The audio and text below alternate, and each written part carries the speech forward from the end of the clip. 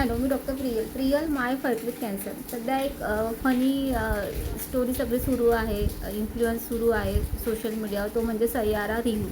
तर ह्या मूवीने एवढा धुमाकूळ घातला आहे, लोकांच्या डोक्यांमध्ये एवढे परिणाम पडलेले आहेत की लोक काय रडत आहेत, काय शर्ट काढून ओरडत आहेत काय, आणि मुली रडत आहेत, त्यांचे बॉयफ्रेंड त्यांना सावरत आहेत. असे व्हिडिओ मी आता बघत होते, स्क्रोल करत होते, आणि मला जसं वाटतं की व्हिडिओ तयार करा.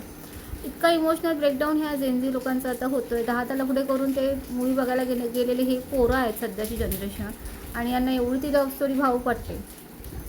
सो खरंच हे फन आहे. 17व्या वर्षी पळून जातात, 17व्या वर्षी यांच्या लव्ह स्टोऱ्या तयार होतात, आणि ही एक लव्ह स्टोरी अशी आहे, मुलं ते जाऊन बघतात आणि त्यांना ते एवढं त्यांच्या डोक्यावर परिणाम करतात. खरंच हा सायकोलॉजिकल डिसऑर्डर आहे, याला आपण इमोशनल डिसरेग्युलेशन असं म्हणतो. आणि खरंच त्या पोरांना, आजचे हे जेनझी आहेत, त्यांना सायकॅट्रिस्टची गरज आहे, त्यांना काउन्सिलिंगची गरज आहे असं मला वाटतं.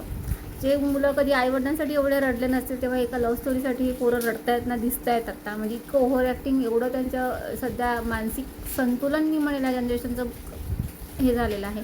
If suppose you are crying for the Chhaava movie, that will be accepted, कारण ते आहेच तसं. म्हणजे तो इतिहास, तो अंगावर शहारे आणणारं ते सगळं सीन त्याच्यामध्ये आहे, आणि तेव्हा ते तुम्हाला खरंच रडवणारं असतं. एक असं की डोळ्यातून थांबत नाही.